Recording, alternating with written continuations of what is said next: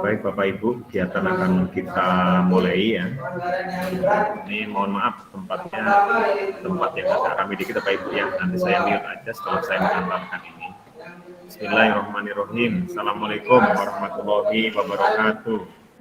Waalaikumsalam warahmatullahi wabarakatuh. Alhamdulillahirabbil alamin. Puji dan syukur kita panjatkan kehadirat Allah Subhanahu wa taala atas segala limpahan nikmatnya, sehingga pada siang hari ini, di hari yang kedua Bapak Ibu ya, tahap ketiga, bisa melaksanakan pelatihan IPA buat guru-guru di Kabupaten Bogor khususnya dan umumnya di seluruh Indonesia. Bapak Ibu, pada siang hari ini, hari yang kedua, kita akan bersama dengan tim penilaian kredit ya, Ibu Haji Sadiah. Beliau akan menyampaikan tentang PKG dan berkas-berkasnya Bapak Ibu, DUPAK dan pemantauan dan pengamatan ya, semuanya yang terkait dengan DUPAK ya. Nanti silahkan diikuti oleh Bapak Ibu tentang PKG 360 derajat. Silahkan bertanya seperti biasanya ya. Bapak Ibu, mari kita buka kegiatan kita dengan bacakan basmalah. Bismillahirrahmanirrahim. Ya, Bapak Ibu, sekali lagi kami mohon maaf atas keterlambatan kegiatan ini Bapak Ibu ya.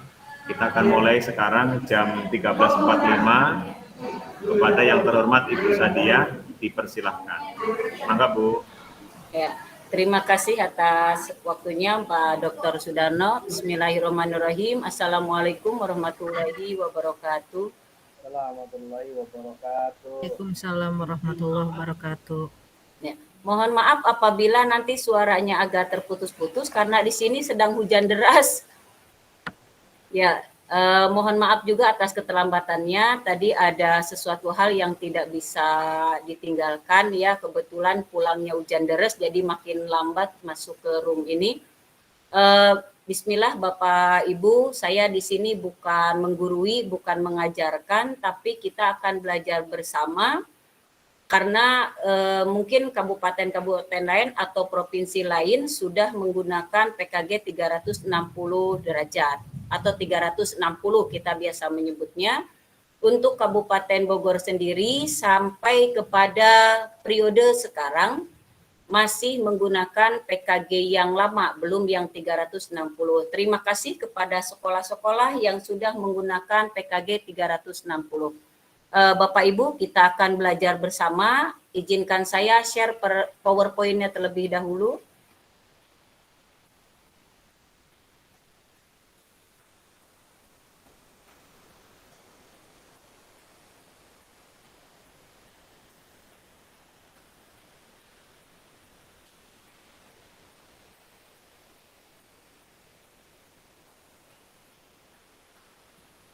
Ya, Bapak Ibu, PKG yang saya buat PowerPoint ini berdasarkan dari Permenpan RB masih yang nomor 16 tahun 2009 ya, belum yang terbaru karena ada yang baru nanti nomor 13 2019.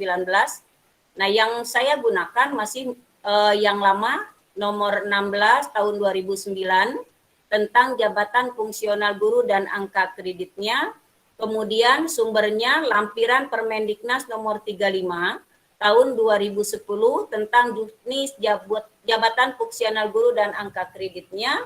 Kemudian diambil juga dari lampiran buku pedoman penilaian kinerja guru. Nah, biasanya ini disebut dengan buku 2. Nah, dari pedoman ini atau dari sumber ini saya buat beberapa slide.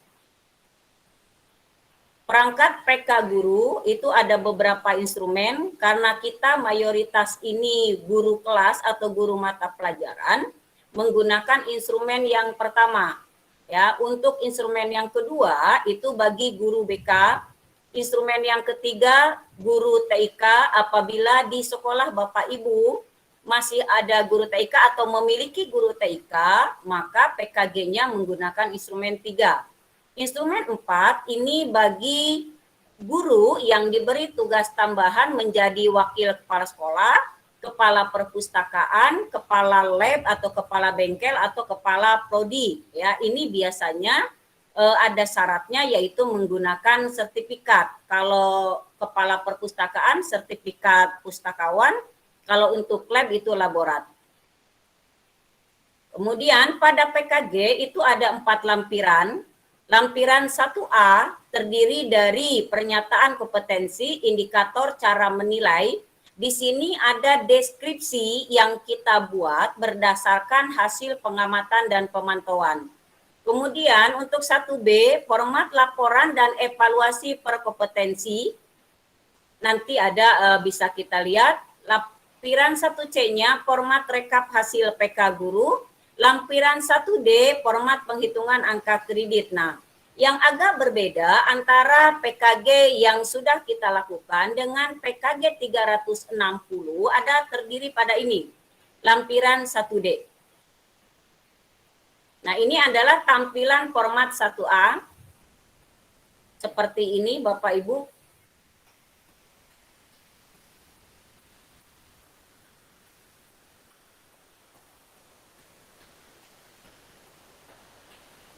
Ya. Nah, ini ya.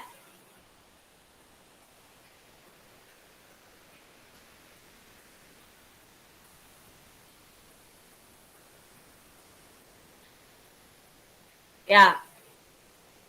Ini yang dari Permendiknas nomor 35 tahun 2010. Biasanya kita mengenal dengan pengamatan dan pemantauan. Supaya lebih jelas ada di sini. Ya, untuk guru mata pelajaran dan guru kelas terdiri dari 14 kompetensi. Untuk kompetensi pedagogik ada 7, kepribadian ada 3, sosial ada 2, dan profesional ada 4. Ada 2, maaf. Jadi semuanya adalah 14. Untuk cara menilainya kita lihatnya ada di sini. Ya, ada yang pengamatan sekaligus pemantauan, ada yang hanya pengamatan, ada yang hanya pemantauan. Ini untuk guru BK. Guru BK terdiri dari 17 kompetensi. Untuk guru BK tidak ada pengamatan, cara menilainya cukup dengan pemantauan saja.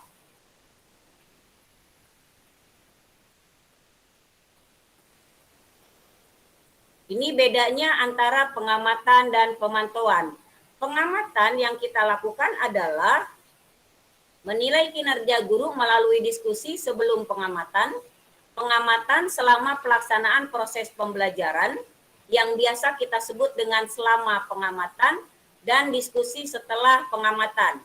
Jadi ada sebelum, selama, dan setelah. Untuk pemantauan, kegiatan dinilai melalui pemeriksaan dokumen, wawancara dengan guru yang dinilai, atau wawancara dengan warga sekolah. Ini bentuk lampiran 1A-nya. Ya, ini yang biasa Bapak Ibu agak sedikit berbeda pemahaman tentang mengisi deskripsi yang ada di sini. Ya, di proses penilaian. Nah, biasanya yang terjadi adalah ketika proses pengajuan kenaikan pangkat, ada beberapa guru yang dikembalikan mendapatkan surat cinta dari tim penilai karena ininya. Ya, karena deskripsi pada lampiran 1A, sebelum, selama, atau setelah pengamatan atau pemantauannya. Nah, kita akan coba ini satu persatu. Ya, untuk kompetensi 1, mengenal karakteristik peserta didik terdiri dari 6 indikator. Cara menilainya ini cukup lengkap, mulai dari sebelum, selama, dan setelah pengamatan sekaligus dengan pemantauan. Ketika guru yang akan menilai, ya, guru yang akan menilai bisa menanyakan kepada guru yang akan dinilai PK-nya, sebelum pengamatan itu mungkin bisa minta 4 nama siswa. Dari 4 nama siswa itu ditanyakan bagaimana kemampuan belajarnya. Kemudian ditanyakan juga salah satu siswa secara random tentang kelebihan atau kekurangan pada akademik. Bisa juga salah satu siswa ditanyakan bagaimana karakteristiknya, apakah pemalu, atau ceria, atau mungkin mengganggu temannya, atau memiliki konsentrasi penuh dan sebagainya. Ya, kemudian ditanya juga di sini apakah di kelas tersebut ada yang memiliki kebutuhan khusus. Ya, kebutuhan khusus itu bisa juga berupa fisik atau berupa mentalnya.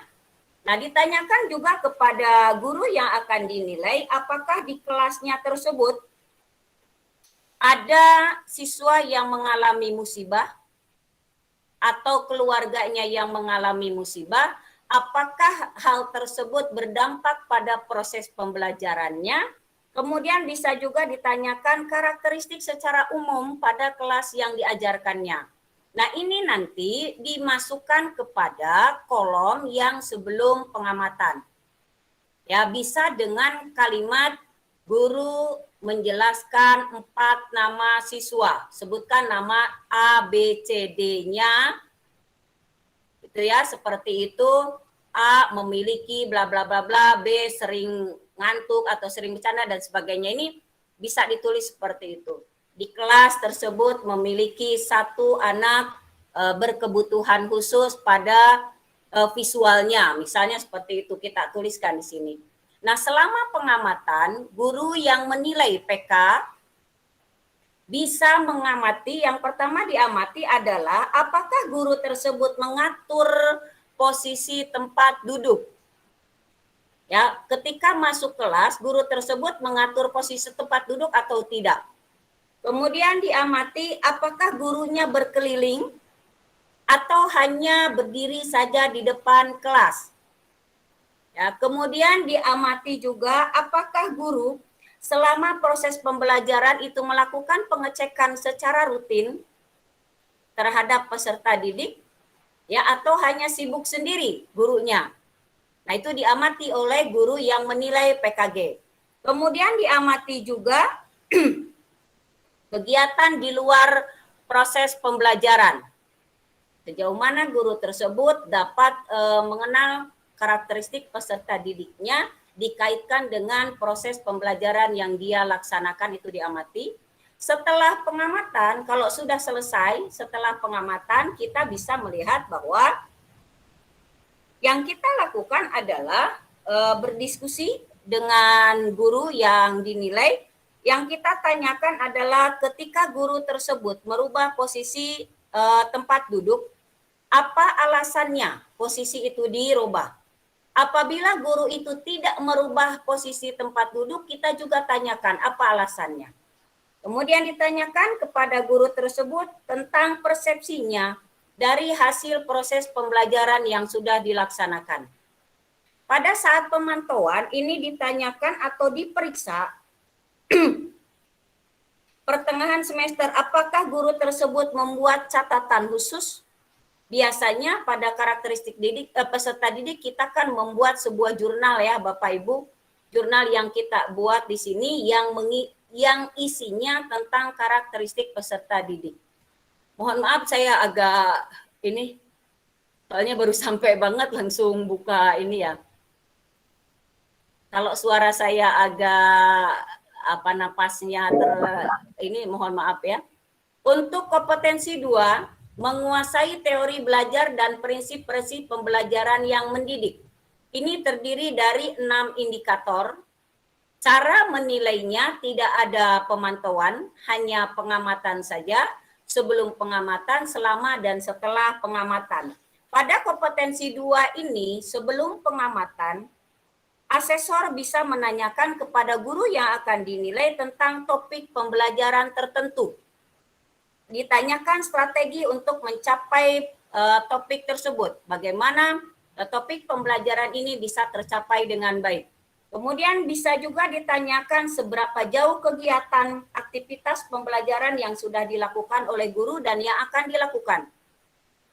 Kemudian ditanyakan alasan yang melatar belakangi penyusunan rencana proses pembelajaran tersebut.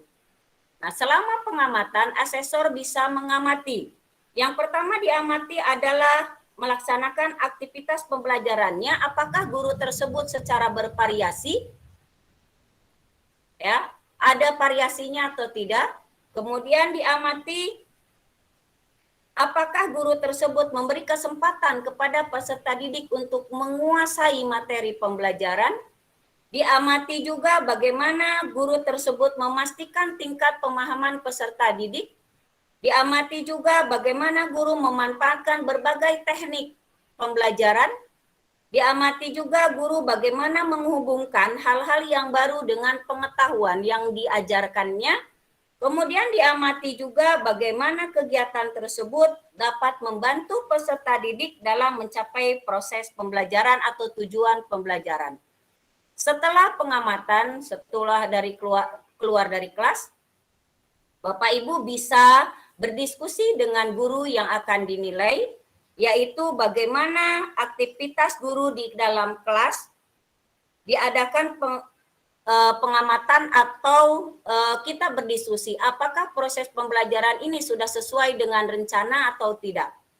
Kemudian pada saat setelah pengamatan juga bisa dipilih salah satu aktivitas yang dilakukan oleh guru tersebut yang dilaksanakan berbeda dengan rencana proses pembelajaran yang sudah dibuat. Untuk kompetensi 3, pengembangan kurikulum ada 4 indikator. Cara menilainya hanya melalui pengamatan, tidak ada pemantauan. Ya, pengamatannya sebelum, selama, dan setelah pengamatan. Pada kompetensi 3 ini, yang pertama diperiksa adalah RPP-nya. Apakah RPP-nya itu sesuai dengan silabus atau tidak? Apakah RPP-nya itu RPP yang masih sesuai dengan permen yang ada, atau RPP dan silabusnya sudah dikembangkan sesuai dengan kebutuhan atau kondisi sekolah tersebut. Ya, ini dilihat apakah silabusnya juga yang sudah dikembangkan atau memang silabus yang masih lama atau yang baku. Kemudian selama pengamatan, asesor atau guru yang menilai PK guru bisa mengamati seberapa lancar, seberapa jelas, lengkap tidaknya guru menjelaskan materi di dalam kelas. Lalu diamati juga bagaimana guru itu menghubungkan materi dengan lingkungan peserta didik. Ya, diamati juga apakah materi yang diajarkan oleh guru tersebut merupakan materi yang mutakhir atau tidak. Diamati juga bagaimana kegiatan atau proses pembelajaran yang dilakukan oleh guru mencakup beberapa tipe pemahaman peserta didik. Kemudian yang terakhir bisa diamati apakah guru tersebut membantu mengembangkan kemampuan atau keterampilan generik siswa tersebut. Apakah guru bisa memacu kreativitas peserta didiknya atau tidak? Apakah peserta didiknya bisa berinovasi dengan baik atau tidak? Nah, setelah keluar dari kelas, maka kita melakukan yang namanya setelah pengamatan, bisa meminta guru menjelaskan bagaimana dia memanfaatkan hasil pembelajaran yang sudah dilakukan untuk mengembangkan topik pembelajaran selanjutnya. Untuk kompetensi 4, kegiatan pembelajaran yang mendidik, ini ada 11 indikator. Cara menilainya melalui pengamatan sebelum, selama, dan setelah pengamatan. Pada kompetensi 4 ini, sebelum pengamatan, bisa diperiksa atau ditanyakan terlebih dahulu topik kegiatan pembelajaran yang akan dilaksanakan oleh guru tersebut. Tanyakan apakah kemungkinan ada kesulitan atau tidak. Apabila kemungkinan ada kesulitan, bagaimana solusi yang sudah disiapkan oleh guru tersebut? Ya, apabila materi itu sulit dipahami, bagaimana strategi guru agar materi tersebut dapat dipahami oleh peserta didik? Selama pengamatan, asesor bisa mengamati peserta didik dan guru yang melaksanakan proses pembelajaran. Yang pertama adalah apakah guru menyesuaikan dengan kemampuan peserta didik. Ya, apakah konsentrasi peserta didik itu juga dipantau atau tidak oleh gurunya? Kemudian diamati bagaimana guru mengelola aktivitas proses pembelajaran di kelas, apakah sesuai dengan RPP atau tidak. Kemudian diamati juga bagaimana guru membantu peserta didik untuk melakukan kegiatan masing-masing. Apakah peserta didik terlibat aktif atau tidak? Yang terakhir bisa diamati adalah apakah sesuai dengan tujuan pembelajaran atau tidak. Bagaimana cara guru mengajarkan mata pelajaran tersebut. Kemudian setelah pengamatan, yang diamati adalah mintalah kepada guru menjelaskan seberapa jauh tingkat keberhasilan dalam proses yang dilaksanakan. Bagaimana guru tersebut mengidentifikasi bagian-bagian yang perlu diperbaiki.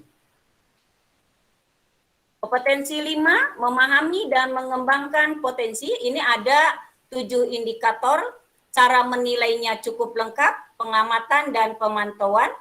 Sebelum pengamatan, guru yang menilai itu bisa memeriksa terlebih dahulu daftar hadir yang dimiliki oleh guru yang sedang dinilai. Pilih 4 nama secara acak, mintalah guru tersebut menerangkan. Yang pertama, bagaimana guru itu mampu menunjukkan kekuatan dan kelemahan dari peserta didik. Ya, kemudian tindakan apa yang sudah dilakukan oleh guru tersebut? Apakah peserta didik tersebut pernah mendapatkan layanan khusus? Ya, layanan khusus dari wali kelas atau dari BK.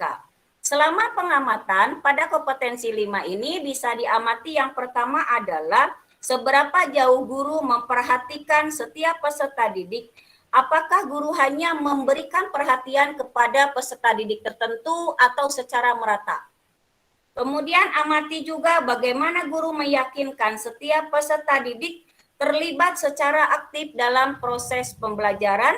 Yang diamati juga adalah sejauh mana guru memberikan perhatian terhadap kontribusi yang diberikan oleh peserta didik dan berapa banyak kesempatan yang diberikan kepada peserta didik. Amati juga bagaimana guru memberikan motivasi kepada peserta didik untuk mengembangkan potensinya. Setelah pengamatan, yang diamati adalah mintalah kepada guru menjelaskan apakah tindak lanjut yang akan dilakukan karena topik tersebut menarik atau sulit. Bagaimana tindak lanjutnya? Kemudian mintalah kepada guru apakah ada peserta didik yang mendapat perhatian khusus untuk mengembangkan potensinya dan bagaimana memanfaatkannya untuk memperbaiki RPP yang dimiliki oleh guru tersebut. Pada saat pemantauan, yang diperiksa adalah dokumen tentang kemajuan belajar peserta didik. Biasanya kita juga membuat jurnalnya seperti ini. Ya, untuk kompetensi 6, komunikasi dengan peserta didik, ada 6 indikator. Cara menilainya sebelum, selama, dan setelah pengamatan tidak dinilai secara pemantauan. Sebelum pengamatan, bisa diamati yang pertama adalah mintalah bagaimana mendorong interaksi aktif antar peserta didik. Ya, jadi komunikasi ini aktif atau tidak antar peserta didik, ya, atau hanya komunikasi satu arah. Itu yang diamati. Kemudian selama pengamatan yang diamati adalah berapa waktu yang digunakan oleh guru untuk berbicara di depan kelas, untuk berbicara kepada peserta didik secara individu, untuk berinteraksi dengan guru. Bagaimana juga diamati guru itu memberikan kesempatan kepada peserta didik untuk bekerja sama atau tidak. Kalau ada bekerja sama, apakah ada komunikasi yang aktif antar anggotanya. Kemudian juga diminta apakah peserta didik ini bekerja mandiri atau tidak. Nah, diamati pula peserta didik dalam bekerja kelompok atau kerja kelompok yang dilakukan di dalam kelas, ya. Apakah anggotanya ini sudah seimbang? Ketika anggota ini memiliki waktu yang cukup berpartisipasi atau tidak? Kemudian diamati memastikan bahwa guru tersebut duduk di belakang atau di samping, di kanan, kiri, setiap peserta didik semuanya dari sudut manapun apakah mendapatkan kesempatan yang sama atau tidak dalam berkomunikasi. Dicermati juga seberapa banyak pertanyaan terbuka yang dilakukan oleh guru. Bagaimana guru memberikan kesempatan kepada peserta didik untuk bertanya, menjawab pertanyaan, baik menjawab pertanyaan dari guru maupun menjawab pertanyaan dari temannya sendiri. Setelah pengamatan, meminta guru menjelaskan tentang persepsi yang berkaitan dengan efektivitas komunikasi yang terjadi selama proses pembelajaran. Ya, untuk kompetensi 7, penilaian dan evaluasi ini dilakukan sebelum dan setelah pengamatan. Biasanya penilaian dan evaluasi tidak dilakukan selama pengamatan. Kompetensi 7 memiliki 5 indikator. Yang pertama, cara menilainya adalah sebelum pengamatan, meminta guru untuk menyediakan RPP dan alat penilaiannya. Apakah alat penilaian yang dimiliki guru ini sudah sesuai dengan RPP atau tidak? Kemudian, apakah tujuan pembelajarannya ini sesuai dengan alat penilaian yang disiapkan oleh guru? Bagaimana guru menjelaskan manfaat perangkat tersebut terhadap peserta didik? Kemudian mintalah kepada guru menjelaskan teknik dan jenis penilaian yang pernah dilakukan. Setelah pengamatan, bisa ditanyakan kepada guru, meminta guru menjelaskan bagaimana cara memperoleh masukan timbal balik dari proses evaluasi tersebut, juga meminta guru menunjukkan analisis. Nah, analisis di sini ada analisis butir soal sampai terlihat kepada tingkat kesukaran, kemudahan, dan sebagainya. Ditanyakan juga apakah soal itu bisa digunakan di revisi atau tidak bisa digunakan, sampai pada akhirnya bentuknya bank soal. Kemudian setelah pengamatan juga bagaimana guru mengomunikasikan hasil penilaian kepada peserta didik, apakah lembar jawabannya dibagikan atau tidak kepada peserta didik. Bagaimana juga guru tersebut mendeskripsikan dan memanfaatkan hasil analisis untuk merencanakan pelaksanaan pembelajaran selanjutnya. Kompetensi 8, bertindak sesuai dengan norma agama, hukum sosial, dan kebudayaan nasional. Memiliki 5 indikator. Cara penilaiannya sebelum pengamatan dan pemantauan. Jadi, kompetensi 8 ini tidak dinilai selama dan setelah pengamatan. Hanya dinilai sebelum pengamatan dan pemantauan. Sebelum pengamatan, yang dilihat adalah bagaimana pandangan guru tentang keberagaman bangsa Indonesia. Misalnya tentang budaya, suku, agama, dan yang lainnya. Pada saat pemantauan, yang dipantau adalah guru melakukan wawancara dengan peserta didik, orang tua, tenaga kependidikan lainnya, meminta penjelasan dan contoh tentang perilaku guru tersebut dan reputasi guru tersebut. Ya, yang diminta adalah bagaimana guru memahami prinsip-prinsip Pancasila sebagai dasar ideologi dan etika bagi semua warga Indonesia. Kemudian yang dipantau juga adalah bagaimana guru tersebut dalam pergaulan sehari-hari. Apakah bisa menghormati, menghargai, atau membantu sesama yang lain? Apakah memiliki toleransi atau tidak? Yang terakhir diamati adalah bagaimana pandangan guru tentang keberagaman bangsa Indonesia. Kompetensi 9, menunjukkan pribadi yang dewasa dan teladan, memiliki 5 indikator. Cara menilainya selama pengamatan dan pemantauan. Pada kompetensi 9 ini, selama pengamatan, yang diamati adalah guru berbicara dan bersikap terhadap peserta didik. Diamati juga bagaimana peserta didik berbicara dan bersikap terhadap guru yang lainnya. Diamati juga bagaimana guru memastikan setiap peserta didik melakukan tugas dan berpartisipasi aktif dalam proses pembelajaran. Pada pemantauan, yang dipantau adalah kehadiran guru di sekolah. Apakah datang lambat atau pulang lebih cepat? Apakah guru itu memulai proses pembelajaran tepat waktu? Apakah mengakhiri juga tepat waktu? Ketika guru sudah melaksanakan proses pembelajaran, apakah meninggalkan kelas atau tidak. Kemudian diamati juga apakah guru tersebut berbagi pengalaman kepada teman sejawatnya. Kemudian diamati juga apakah guru tersebut mengikuti MGMP kalau untuk guru SMP, ya kalau untuk guru SD mungkin mengikuti KKG. Kompetensi 10, etos kerja, tanggung jawab yang tinggi, rasa bangga menjadi guru, memiliki 8 indikator, cara menilainya selama pengamatan dan pemantauan. Kompetensi 10 ini selama pengamatan adalah bagaimana guru itu apakah memiliki materi tambahan sesuai dengan tujuan pembelajaran yang dapat digunakan atau tidak. Pada saat pemantauan, ya 2 kali dalam 1 semester, penilai melakukan kunjungan ke kelas yang di awal, di tengah, dan di akhir pembelajaran. Apakah guru tepat waktu atau tidak?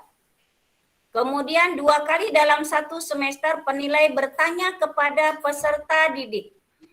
Apakah guru yang bersangkutan pernah tidak hadir? Apabila tidak hadir meninggalkan tugas atau tidak? Ada pemberitahuan atau tidak? Kemudian dilakukan wawancara dengan warga sekolah, boleh dengan teman sejawat, peserta didik, orang tua, atau tenaga kependidikan yang lainnya, atau boleh dengan koordinator PKB yang ada di sekolah tersebut. Penilai meminta untuk menjelaskan perilaku guru yang dinilai terhadap tugas-tugas non-pembelajarannya. Kompetensi 11, bersikap inklusif, bertindak objektif, serta tidak diskriminatif. Memiliki 3 indikator cara menilainya selama pengamatan dan pemantauan. Selama pengamatan, yang pertama adalah bagaimana guru membagi waktu dalam berinteraksi dengan peserta didik, baik secara individu maupun kelompok. Diamati juga bagaimana guru melakukan interaksi, bertanya, berdiskusi, dan sebagainya dengan peserta didik untuk menarik perhatian seluruh peserta didik. Diamati juga bagaimana guru menghargai proses dan hasil kerja peserta didik yang dianggap baik. Diamati juga bagaimana guru menanggapi persaingan yang terjadi di kelas tersebut antar peserta didik. Diamati juga bagaimana guru menangani peserta didik yang melakukan tindakan negatif. Kemudian diamati bagaimana guru memiliki perhatian yang sama terhadap setiap peserta didik. Nah, pada saat pemantauan yang dipantau adalah hubungan dan kepedulian guru terhadap teman sejawat dan orang tua peserta didik. Dipantau juga kontribusi guru dalam berbagai diskusi formal maupun non-formal. Untuk kompetensi 12, komunikasi dengan sesama guru, tenaga kependidikan, orang tua, peserta didik, dan masyarakat. Memiliki 3 indikator, cara menilainya hanya melalui pemantauan saja, tidak melalui pengamatan. Pada saat pemantauan yang dilakukan adalah penilai meminta guru menyediakan dokumen atau catatan tentang pertemuan guru dengan orang tua peserta didik. Bagaimana penjelasan dari guru tersebut kepada orang tua tentang kemajuan, kesulitan, potensi, dan hal-hal apapun yang dimiliki oleh peserta didik. Kemudian penilai meminta guru menyediakan dokumen atau catatan yang membuktikan kerjasama dengan teman sejawat. Kemudian tanyakan kepada teman sejawat atau orang tua peserta didik tentang perilaku, sikap, atau kegiatan guru yang berhubungan dengan kegiatan non-pembelajaran yang ada di dalam kelas. Terakhir, kompetensi 14, mengembangkan keprofesian melalui tindakan reflektif. Itu ada 6 indikator. Cara menilai hanya melalui pemantauan, tidak melalui pengamatan. Yang diamatinya apa? Yang pertama adalah untuk pemantauan kompetensi 14. Penilai meminta guru menyediakan evaluasi diri dan rencana tahunan program PKB. Nah, guru yang baik, yang profesional pasti memiliki evadir atau evaluasi diri. Pada tahun itu dia akan melakukan apa yang sudah dia lakukan, sehingga pada saat dia kenaikan pangkat itu sudah memiliki rencana-rencana berdasarkan evaluasi dirinya. Kemudian penilai meminta guru menyediakan bukti tentang keikutsertaan dalam pelaksanaan PKB, ya, apakah pengembangan dirinya, publikasi ilmiah atau karya inovatifnya. Kemudian penilai juga meminta guru menjelaskan dampak PKB terhadap pembelajaran, PKB apa yang sudah dilakukan, bagaimana dampaknya terhadap proses pembelajaran. Penilai juga meminta kepada guru untuk menyediakan bukti tentang refleksi dirinya. Misalnya tentang jurnal pembelajaran, catatan penting dalam RPP. Karena RPP yang baik itu ketika guru sudah keluar dari kelas pasti di RPP-nya ada catatan-catatan. Ya, apa yang sudah dilakukan, apa kelemahannya dan apa kelebihan yang harus dipertahankan. Kemudian penilai juga bertanya kepada guru apakah memperoleh masukan dari peserta didik tentang kegiatan pembelajarannya atau tidak. Dinilai juga bagaimana keaktifan guru tersebut dalam anggota profesinya. Kemudian dilihat juga bagaimana perannya guru tersebut dalam kegiatan keprofesian, ya. Kita memiliki organisasi keprofesian masing-masing, apakah dia berperan aktif atau tidak. Kemudian ditanya juga kepada koordinator PKB, bagaimana guru tersebut berpartisipasi dalam kegiatan PKB. Yang terakhir adalah bagaimana pengelolaan peserta MGMP, ya, apakah keikutsertaan dalam MGMP itu juga ada kontribusinya dalam proses pembelajaran yang dilakukan oleh guru tersebut, ya. Kemudian untuk lampiran 1B, lampiran 1B seperti ini ada persetujuan. Kalau untuk mengisi ini tinggal mengikuti, ya, data Bapak Ibu masing-masing. Di sini ada kolom persetujuan, nama guru dan nama penilai. Ya, setelah melakukan selama pengamatan, sebelum, setelah pengamatan dan pemantauan, guru melakukan diskusi baik ya penilai maupun yang dinilai sampai mencapai kesepakatan atau persetujuan di sini. Ya, kalau sudah setuju, maka di lampiran 1B ini ditandatangani oleh guru yang dinilai maupun ditandatangani oleh guru yang menilainya. Ini lampiran 1C seperti ini. Ya, Bapak Ibu tinggal mengisikan identitas di sini. Ini ada periode penilaian pasti dari Januari sampai Desember, ya Bapak Ibu, karena kita menilai PKG itu bukan berdasarkan tahun pelajaran tapi tahun anggaran. Tahunnya ditulis di sini. Nah, Bapak Ibu, ini diisi mudah sekali, ya. Tinggal kita lihat dari lampiran 1A yang sudah kita isi deskripsinya. Di situ kan ada skor. Ada 0, 1, dan 2. Setiap indikator itu kita beri skor seperti itu. Setelah diberi skor, dijumlah, dibagi dengan jumlah maksimal, lalu di persentase sampai ke sini masuk. Masuknya kepada kategori yang mana. Dari mulai kompetensi 1 sampai 14 kita masukkan di sini, lalu dijumlah, setelah dijumlah dibagi dengan yang maksimal, skor maksimal. Ini yang 1D lama. Lampiran 1D yang lama seperti ini tampilannya. Bapak Ibu kalau sudah mendapatkan nilai di sini, tinggal kita pindahkan ke sini. Lalu dilakukan seperti ini, nilai PKG yang dimiliki dibagi dengan nilai maksimal, berapa yang kita peroleh di sini.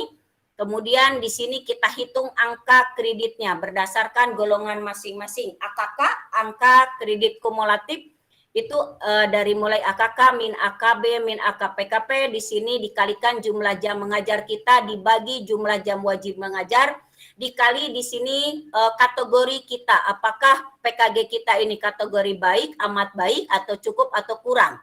Kalau amat baik itu 125 dikalikannya, kalau yang baik itu dikalikan 100, kalau cukup dikalikan 50. Nah, ini yang agak berbeda. Ya, ini yang agak berbeda Bapak Ibu, kalau sudah menggunakan PKG 360 maka tampilannya seperti ini. Ya. Ini kita isikan identitas seperti tadi. Nilai PKG kita yang melalui pengamatan dan pemantauan ini menjadi 70%. Itu yang dinamakan dengan penilaian dari atasan langsung kita ya yang dilakukan. Mungkin bisa jadi kepala sekolah langsung yang supervisi ke dalam kelas atau mungkin menunjuk kepada guru senior yang sudah memiliki sertifikat menjadi asesor PKG. Kemudian rata dari kuesioner kinerja guru itu oleh teman sejawat itu ada 10%. Kuesioner yang diisi oleh peserta didik itu 10%, tentu peserta didiknya yang diajar oleh guru tersebut.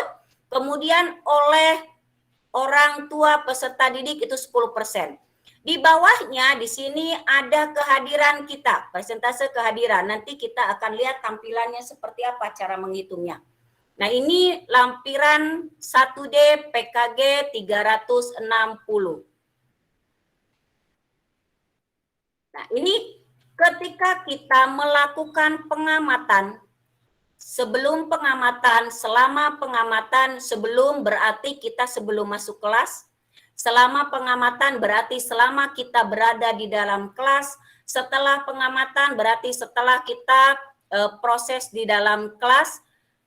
Nah, ini dilakukan yang namanya catatan fakta. Bapak Ibu ketika masuk ke dalam kelas ini sudah punya format seperti ini. Nama guru yang dinilai, nama penilainya siapa. Catatan sebelum pengamatan, tanggal berapakah kita pengamatan, dokumen apa saja yang kita periksa, tanggapannya apa. Seperti ini. Nah, ini pada saat pelaporan PKG yang 360, catatan fakta ini harus dilampirkan. Ya, bagaimana kita selama pengamatannya juga seperti itu, mulai guru masuk kelas mengucapkan salam sampai guru menutup proses pembelajaran, mengucapkan salam akhir proses pembelajaran itu dicatat semuanya.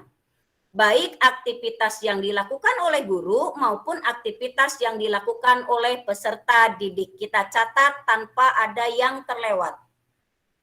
Setelah pengamatan juga sama, ada catatan faktanya seperti ini. Nah, itu semua nanti dilampirkan. Pada saat kita melakukan pemantauan, kita membuat jurnal pemantauan seperti ini. Ya, hasil pemantauannya kita catat semua di sini.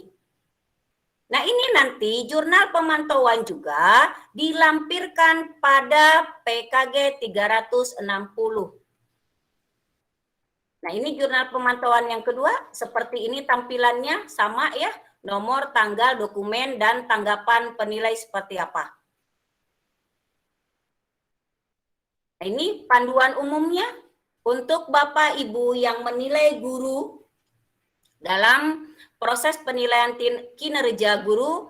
Yang pertama adalah harus dipahami dulu bagaimana prosedur standar yang akan dilakukan atau yang harus kita amati, yang harus kita laksanakan. Yang pertama adalah kita mengamati, mendeskripsikan, membandingkan, memutuskan sampai kepada menyetujui. Kemudian penilai perlu mendapatkan contoh kegiatan sehari-hari yang dilakukan secara normal. Ini sering sekali terjadi ketika akan melakukan selama pengamatan, guru yang akan dinilai itu mengondisikan di dalam kelasnya dengan hal-hal yang agak berbeda dari proses pembelajaran sehari-hari. Sehingga penilai tidak mendapatkan kondisi sesuai dengan fakta. Jadi fakta yang ada adalah fakta yang dikondisikan oleh guru yang dinilai. Nah, ini nanti akan kita dapatkan juga dari peserta didik ya, dari yang lainnya juga ada, dari warga sekolah yang lain. Nah, kemudian setelah kita melakukan pengamatan, kita juga akan melakukan yang namanya pemantauan. Rentang waktu yang dilakukan adalah di sini. Ya, antara 5 sampai 10 hari. Nah, ini persiapan yang kita lakukan. Ya, jadi sebelum kita melakukan proses pengamatan dan proses pemantauan, persiapan yang kita lakukan adalah hal-hal penting yang harus diamati atau dipantau, dibuatkan daftarnya seperti tadi. Ya, Bapak Ibu sudah punya list berdasarkan kompetensi yang diminta, list apa saja bukti fisik yang harus kita periksa. Kemudian ini, sebelum pengamatan, catatlah tanggal dan waktu pengamatan serta dokumen apa yang diperiksa. Nah, Bapak Ibu, kalau kita lihat di format 1A, di cara penilaian itu ada tanggal. Nah, saya contohkan seperti ini. Kalau kita mau melakukan proses penilaian kinerja guru, sebelum pengamatannya kita lakukan di hari Senin. Misalnya Senin sekarang tanggal 26 ya kalau nggak salah, 25 November kita melakukan sebelum pengamatan. 26 Novembernya kita berada di dalam kelas, berarti melakukan selama pengamatan. 27 Novembernya kita melakukan yang namanya setelah pengamatan. Bagaimana apabila sebelum, selama, dan setelah dilakukan pada hari yang sama, ini kurang masuk akal. Sebab yang namanya proses penilaian kinerja guru itu tidak boleh mengganggu proses pembelajaran. Tentu guru yang kita nilai dan guru yang sebagai penilai itu pasti punya kewajiban di kelasnya masing-masing. Sehingga biasanya diatur seperti itu sehari sebelumnya. Kita melakukan sebelum pengamatan, kemudian hari berikutnya kita melakukan selama pengamatan, hari berikutnya kita melakukan setelah pengamatan. Sehingga pada laporan PKG yang kita miliki, tanggal selama pengamatan dari kompetensi 1 sampai terakhir itu sama. Selama pengamatannya juga tanggal yang sama, setelah pengamatan juga tanggal yang sama. Pemantauan juga dengan tanggal yang sama. Fakta yang dicatat adalah semua pertemuan yang kita lakukan itu menemukan apa saja. Semuanya dicatat. Nah, apakah yang dicatat itu ada unsur penilaian? Tidak boleh. Yang kita catat adalah hanya berupa fakta. Kemudian, selama pengamatan di sini, ini yang tadi saya katakan, bahwa saat di dalam kelas guru tidak boleh mengganggu proses pembelajaran. Ketika masuk, penilai dan guru yang akan dinilai tinggal masuk saja, tinggal mengucapkan salam, tidak perlu menjelaskan apapun kepada peserta didik. Tidak perlu mengondisikan apapun, tinggal duduk saja. Nah, di sini sering sekali ada hal-hal mungkin yang terlewat, sehingga selama pengamatan ini disarankan kepada penilai memberikan rekaman, boleh mungkin berupa handphone, ya, alat rekamnya sudah kita aktifkan, simpan di saku guru yang kita nilai. Atau boleh berupa video, kita siapkan kamera, sudah menggunakan tripod, ya, kamera yang sudah kita gunakan tripod, kitanya sambil menulis, kamera sudah selamanya on. Apabila gurunya berjalan, kita sudah tinggal pegang tripodnya, sudah tinggal diputar. Manfaatnya adalah ketika terjadi perbedaan paham atau selisih paham antara penilai dan guru yang dinilai, maka kita bisa membuka kembali rekaman dan video tersebut. Ya, ini yang di sini. Lalu guru mencatat. Kalau saya biasanya ketika mencatat itu saya sudah membuat 2. Di buku tersebut atau di kertas tersebut saya sudah menuliskan di atasnya aktivitas guru, sebelahnya adalah aktivitas peserta didik. Jadi tidak perlu lagi kita menyebutkan guru mengucapkan salam, tinggal mengucap salam. Di siswa juga berarti tinggal menjawab salam, seperti itu. Itu akan lebih mempercepat kita ketika menulis. Karena selama guru itu melakukan aktivitas proses pembelajaran, semua ditulis. Dan yang kita tulis tidak boleh ada unsur menjas. Ya, jangan ada unsur menilai, tapi yang kita tulis adalah berdasarkan fakta. Apabila guru misalnya menjelaskan materi dengan lancar sesuai dengan urutan, kita tinggal menulis saja. Guru menjelaskan materi berdasarkan urutan yang ada di RPP. Ya, tidak perlu kita mengatakan guru menguasai materi pembelajaran dengan baik. Kalau menguasai berarti kan di situ sudah ada unsur menilai, ada unsur menjudge kalau di situ. Nah, kemudian semua ini kita catat. Ya, bagaimana mencatatnya? Semua yang murni dan rinci. Ya, dari awal sampai akhir. Nah, ini yang kita lakukan selama pengamatan. Setelah pengamatan juga sama di sini. Ya, penilai dan guru yang akan dinilai melakukan diskusi bersama untuk mendapatkan fakta-fakta yang kita inginkan. Sampai di sini Bapak Ibu. Apabila terjadi perbedaan sehingga tidak ada kata kesepakatan, persetujuan belum dicapai, maka antara penilai dengan yang dinilai bisa mendatangkan atau bisa meminta pihak ketiga, dilakukan verifikasi kembali dengan pihak ketiga. Apabila sudah mendatangkan pihak ketiga juga belum terjadi kesepakatan, belum ada persetujuan, maka penilai dan guru yang dinilai bisa melapor kepada kepala sekolah. Kepala sekolah nanti yang akan mengambil keputusan apakah ditinjau ulang, prosesnya ditinjau kembali, ya, atau guru ini kepala sekolah nanti akan mendapatkan solusi-solusi yang lain.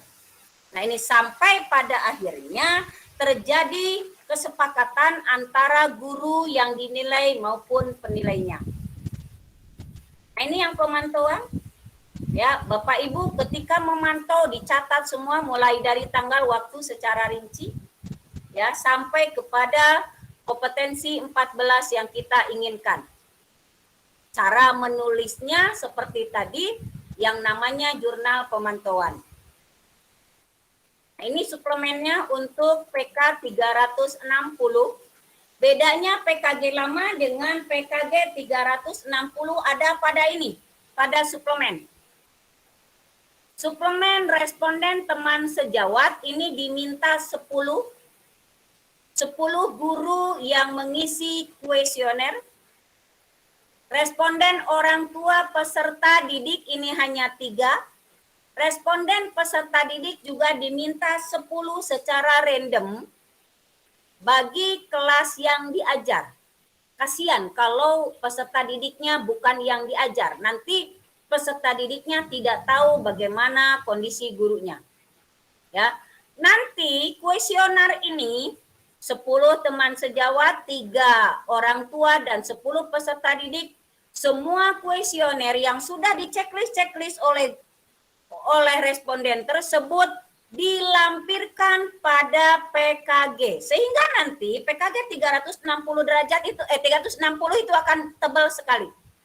Yang pertama berupa PK, deskripsi, ya lembar 1A, 1B, 1C sampai 1D, ditambah dengan kuesioner teman sejawat 10, kuesioner orang tua peserta didik 3, dan kuesioner dari peserta didik 10.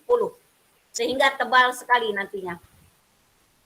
Ini kuesioner dari teman sejawat seperti ini tampilannya. Ada identitasnya dulu. Tujuannya apa, tekniknya, petunjuknya nanti seperti apa. Yang dilakukan adalah hanya cukup memberikan centang atau checklist saja. Apabila guru itu tidak pernah, maka dicentang di TP, yang ini kadang-kadang, yang ini sering. Contohnya, guru mentaati peraturan yang berlaku di sekolah. Nah, ini tinggal begini, teman sejawat tinggal memberikan centang-centang saja sesuai dengan fakta yang ada. Kemudian ini kuesioner dari teman atau dari siswa, dari peserta didik, tampilannya seperti ini. Sama ya, ada identitas, ada tujuan, dan ada petunjuk, dan ini juga sama, cukup di checklist saja. Ya, ini 10 siswa. Kemudian ini dari orang tua juga sama, ada identitas, tujuan, dan petunjuk. Kemudian ini juga sama, tinggal di checklist saja. 3 orang tua siswa. Nah, ini kehadiran. Kehadiran yang ditampilkan di sini, yang dicantumkan adalah selama 1 tahun, mulai dari Januari sampai Desember. Yang dicantumkan adalah ini, menit, bukan jam. Ya, terlambat berapa menit, cepat pulang berapa menit, jumlah menitnya berapa, baru dikonversi ke hari. Setelah terlambat dan cepat pulang ditambahkan atau dijumlahkan, dikonversi ke hari. Terus tanpa keterangannya berapa, jumlah tidak hadirnya berapa. Nah, jumlah tidak hadir ini dibuat persentase seperti ini. Cara membuatnya adalah jumlah tidak hadir dibagi 46 kali 100. Nah, Bapak Ibu mendapatkan 46 ini dari sini. Nah, 46 dari sanksi tidak masuk kerja pegawai negeri sipil. Mulai dari 5 hari tidak masuk itu teguran lisan sampai kepada maksimalnya adalah 46 dengan pemberhentian atau pengunduran diri ya, Bapak Ibu, seperti itu. Kita kembali lagi ke sini. Nah, setelah di persentase baru kita tulis di sini berapa hadirnya. Ya, berapa persen tidak hadir, paling akhir berapa persen hadirnya. Nah, ini setiap bulan diisikan seperti ini sampai kepada bulan terakhir. Mohon maaf.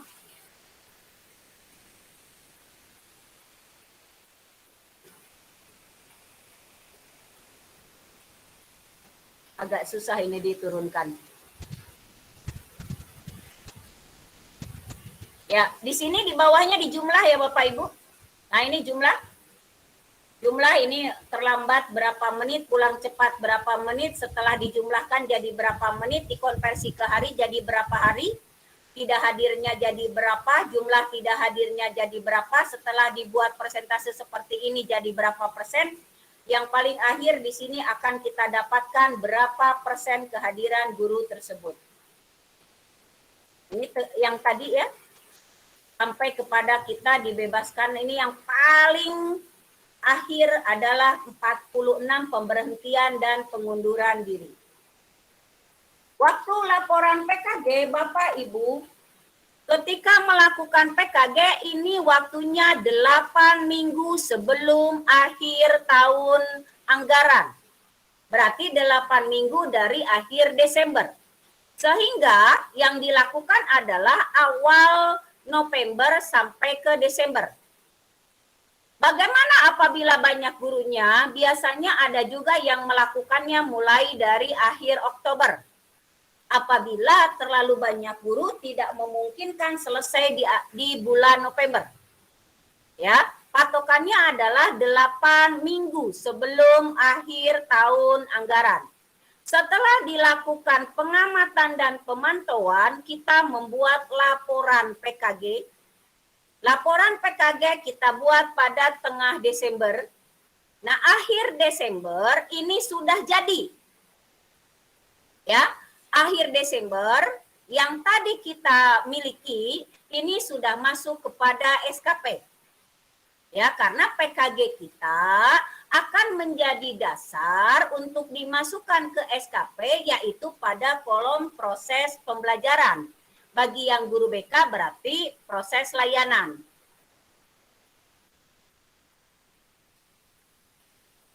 Nah, ini laporannya yang harus dilampirkan.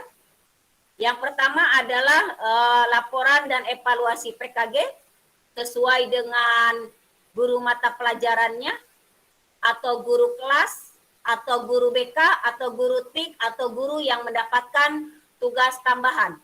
Format penghitungan angka kredit yang 1D, kalau menggunakan PKG 360 berarti yang 70% hasil pengamatan dan pemantauan, 30%-nya dari suplemen. Kemudian ada rekapnya hasil PK guru yang lampiran 1C yang ada 3, 4 dan sebagainya. Kemudian Pak penskorannya yang ini ya, untuk skor setelah kita membuat deskripsi ada skor yang kita pilih 0, 1 atau 2. Ditambahkan lagi kuesioner penilaian dari teman sejawat ini 10. Ditambahkan lagi kuesioner penilaian oleh peserta didik ini juga 10 yang dilampirkan. Kuesioner penilaian dari orang tua peserta didik ini 3. Lembar rekapitulasi kehadiran 1 tahun yang tadi yang kita lihat yang ada terlambat, pulang lebih cepat, tidak hadirnya jadi berapa menit dikonversi ke hari, menjadi berapa tidak hadirnya dan berapa hadirnya. Itu dilampirkan dalam 1 tahun. Kemudian format hasil catatan. Sebelum pengamatan, setelah pengamatan, dan hasil pemantauan. Seperti tadi, yang dilampirkan adalah versi lengkap atau utuh, ditulis tangan bukan ketik komputer. Ya, format yang kita buat, yang diisi oleh kita itu dengan bentuk tulis tangan, yang sudah dirapihkan.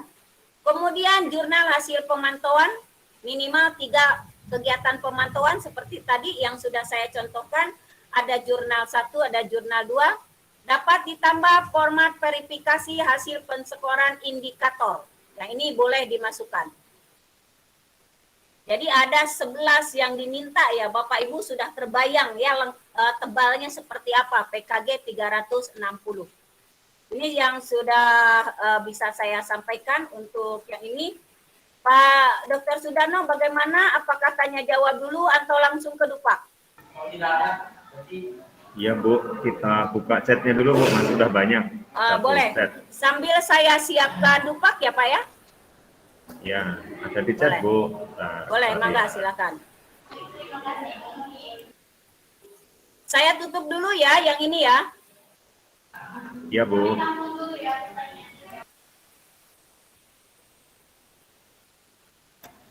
Pertama dari Bu Eva Seli ya, sampaikan, silakan. Halo, Bu Eva Seli. Mangga Bu, silakan. Halo, Ya, Assalamualaikum. silakan disampaikan Bu. Ya, Assalamualaikum warahmatullahi wabarakatuh.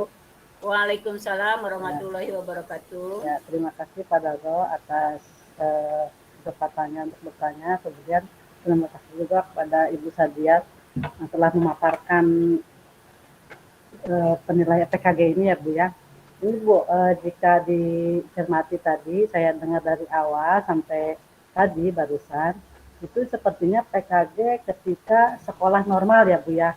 Nah, yang ingin saya tanyakan itu bagaimana jika PKG itu di masa pandemi ini penilaiannya gitu. Terima kasih. Oke. Ada lagi Bu? Bagaimana Pak Dokter? Langsung atau gimana? Ya, langsung saja Bu, supaya langsung, ya. terjawab ya. Ya, boleh. Begini Bu Eva, untuk PKG kita tidak mengenal yang namanya virtual atau tatap muka ya.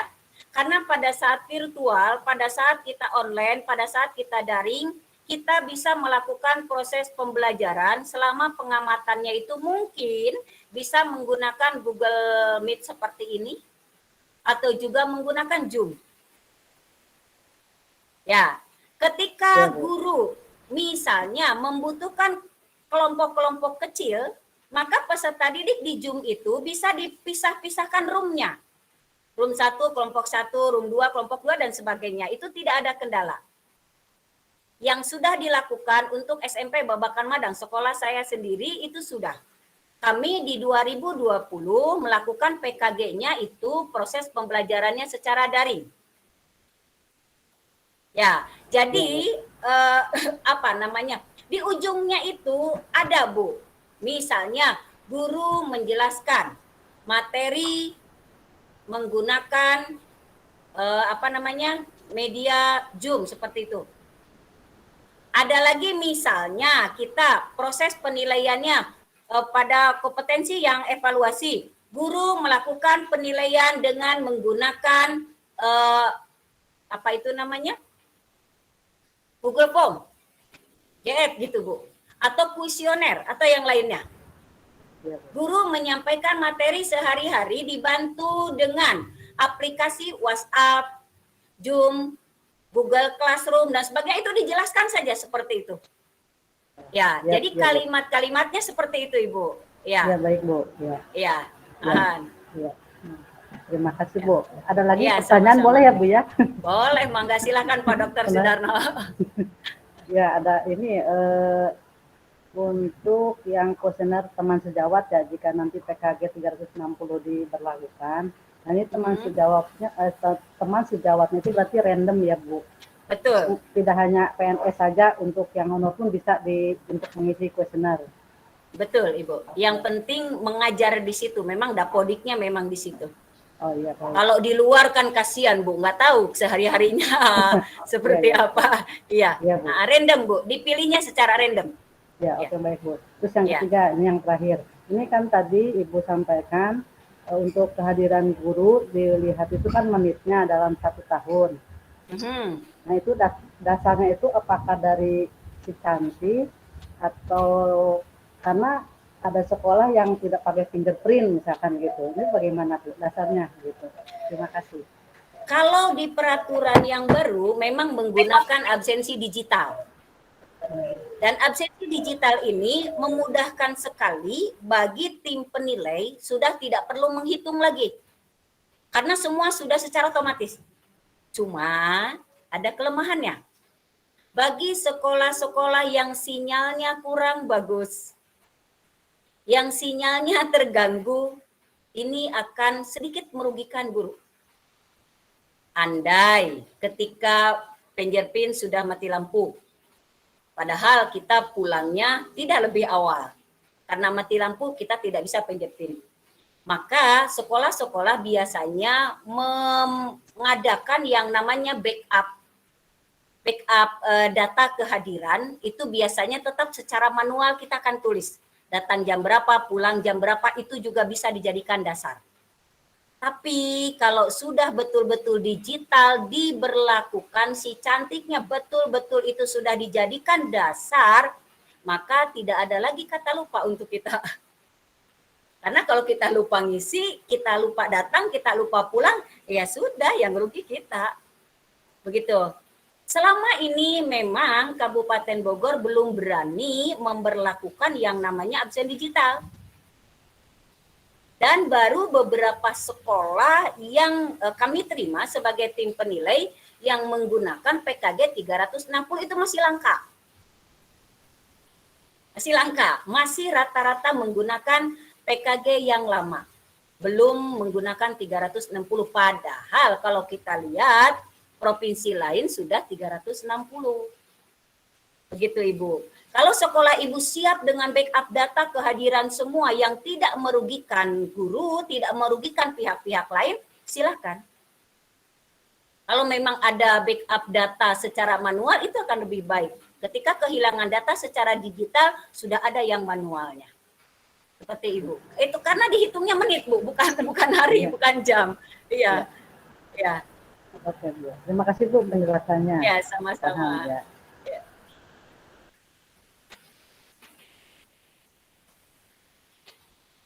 Enggak, Pak Dokter?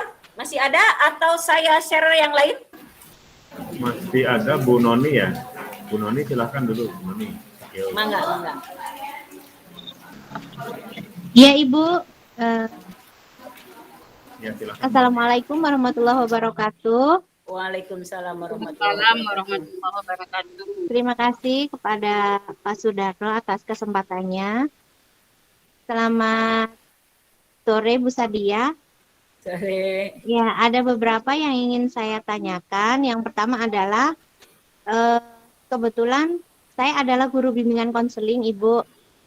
Dan pada tahun ini tidak terjadwal untuk secara terjadwal untuk masuk ke dalam kelas gitu. Jadi kami tidak ada jam mengajar di dalam kelas gitu Ibu. Jadi untuk PKG ini apakah boleh dilakukan pada saat kami guru bimbingan konseling melakukan bimbingan kelompok yang biasanya kami lakukan sekitar 6 sampai 10 siswa gitu, atau pada saat apakah boleh pada saat kami melakukan konseling individu gitu. Jadi apakah boleh PKG ini tidak dilaksanakan secara klasikal gitu seperti guru mata pelajaran lain. Itu yang pertama. Yang kedua, Boleh untuk saya nilai. jawab satu-satu enggak? Sebab Oh iya saya Bu, takut iya Bu. lupa pertanyaannya. Iya Bu, Satu-satu iya. ya, boleh ya? Iya Nah, Bu, gini, iya. Terima kasih. ini Bu Nani. Untuk BK itu tidak dinilai secara pengamatan. Guru BK memang bukan jam mengajar, tapi jumlah peserta didik. Minimal 150 peserta didik. Bukan minimal jumlah jam mengajar berapa. Dan guru BK cara menilainya hanya melalui pemantauan. Karena yang dinilai adalah hanya pelayanan. Nah, yang Ibu sebutkan tadi ada beberapa yang nanti akan masuk ke indikator-indikator dari yang 17 itu. Gitu Ibu. Jadi BK ini tidak sama dengan guru mata pelajaran karena BK menggunakan instrumen yang 2 itu ya Bu ya. Iya. Ya, jadi instrumennya 17 kompetensi. Iya, semuanya melalui pemantauan karena hanya bentuknya layanan semua. Jadi Ibu untuk BK sendiri sebetulnya memang tidak dituntut masuk kelas. Karena tuntutannya adalah minimal 150 peserta didik. Bentuk pelayanannya persis seperti dengan yang Ibu sebutkan. Pelayanan individu, kelompok, klasikal, layanan karir, layanan untuk konseling dan sebagainya seperti itu Ibu. Kata-katanya memang seperti itu. Kalimatnya itu sebetulnya tidak ada Ibu, tidak ada yang namanya guru BK. Secara pengamatan itu tidak ada.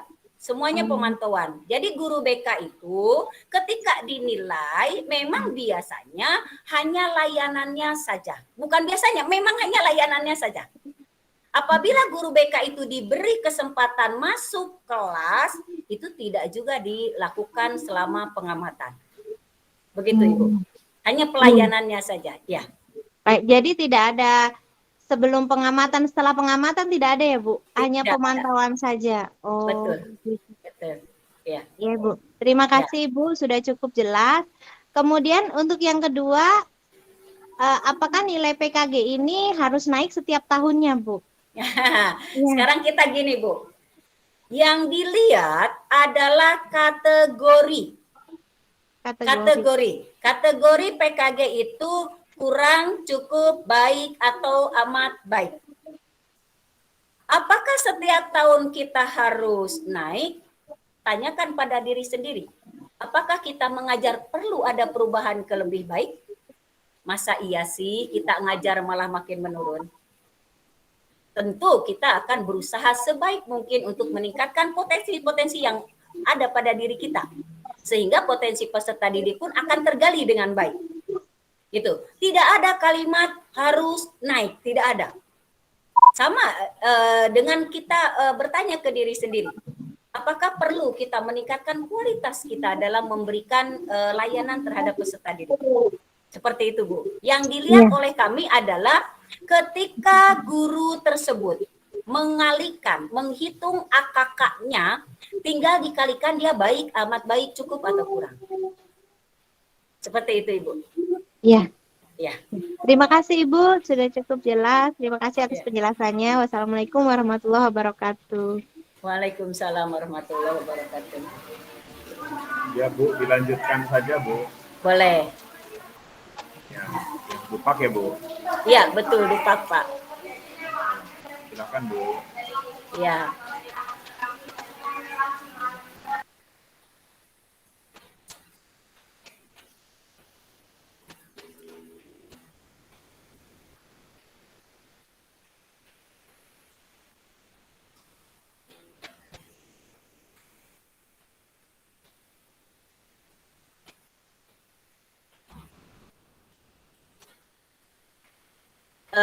Begini tampilan surat pengantar untuk Dupak Bapak Ibu.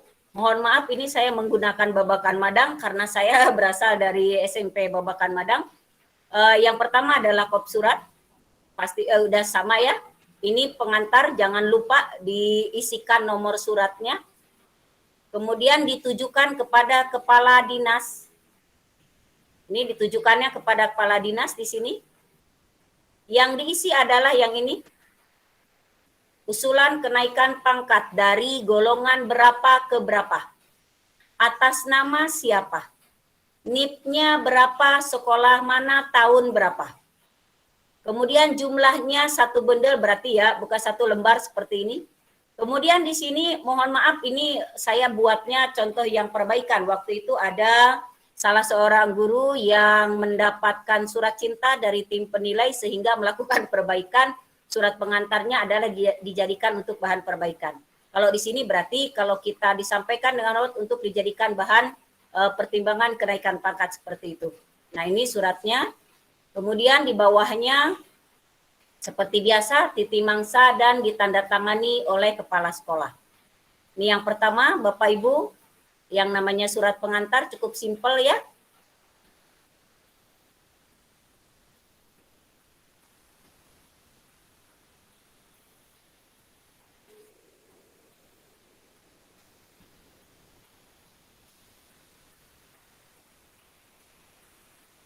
Ini lampiran 1 untuk DUPAK, daftar usulan penetapan angka kredit, nomornya, nomor surat, nomor berapa, instansi kita tulis adalah SMP sekolah kita atau sekolah asal kita. Masa penilaian di sini Bapak Ibu lihatnya ke pak terakhir. Ya, yang kita lihat adalah pak terakhir. Misalnya untuk periode sekarang ini kan rata-rata 2017 atau 2018. Ya, misalnya 1 April 2017 sampai dengan 1 April 2022. Karena kalau kita mengajukan di bulan Oktober itu untuk pak April berikutnya. Kalau kita mengajukan berkas di bulan April berarti untuk pak bulan Oktober. Ya, pak di Kabupaten Bogor itu hanya April dan Oktober. 1 April atau 1 Oktober. Saya contohkan kembali di sini masa penilaian.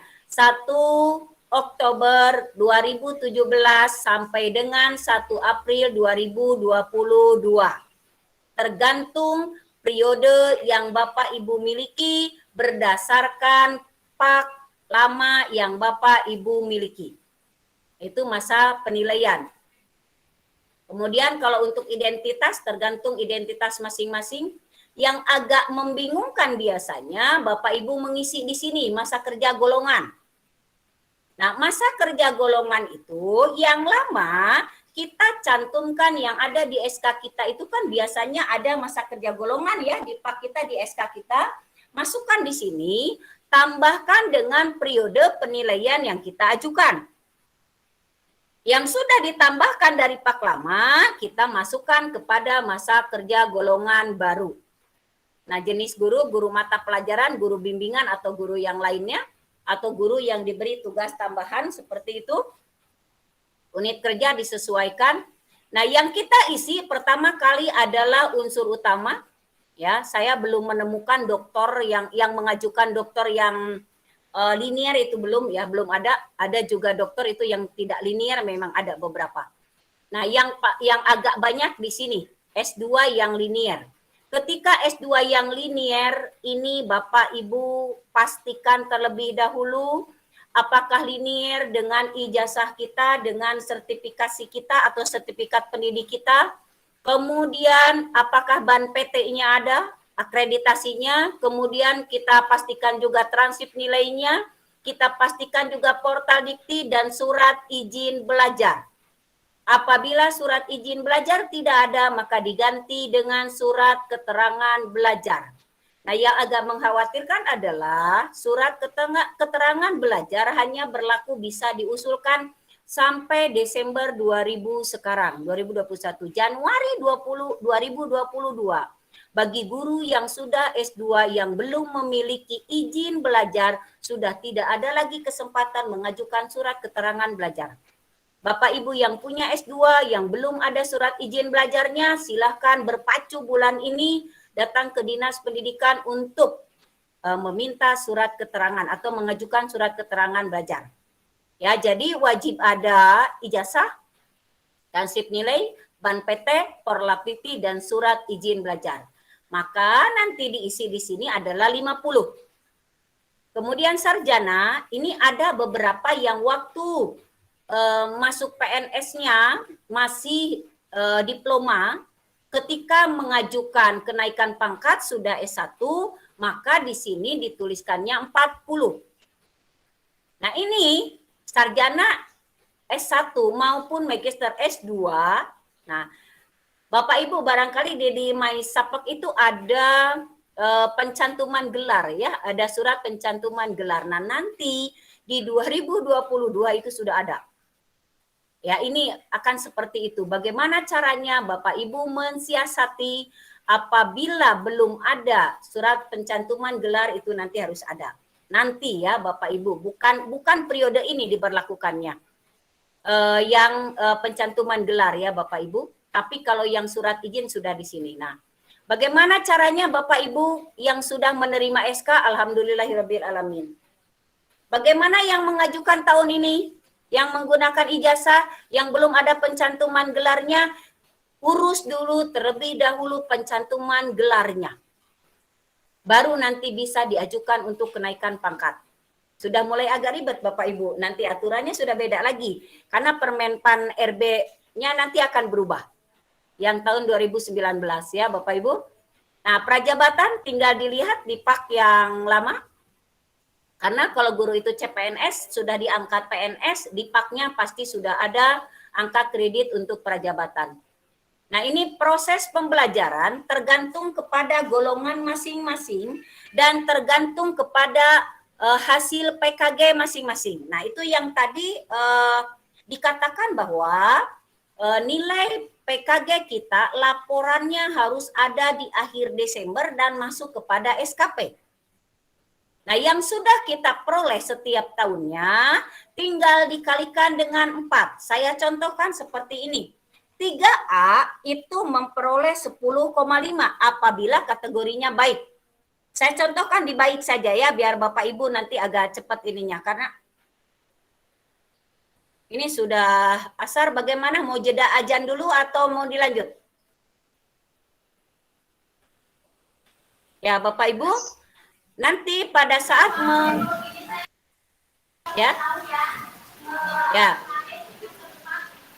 ketika mengisi di sini berdasarkan golongan masing-masing, saya kembali contohkan yang kategorinya baik, 3A itu 10,5, apabila mengajukannya 4 tahun, maka 10,5-nya tinggal dikalikan 4. Apabila dia 3B, maka mendapatkan 9,5. Nah, Bapak Ibu yang 3B 9,5 di sini tinggal dikalikan 4. Apabila Bapak Ibu golongannya 3C, maka mendapatkan 20,25 dikalikan 4. 3D itu Bapak Ibu 19,5 kalikan 4. Untuk 4A 29,75 dikalikan 4. Untuk 4B sama dengan 4A yaitu 29,75.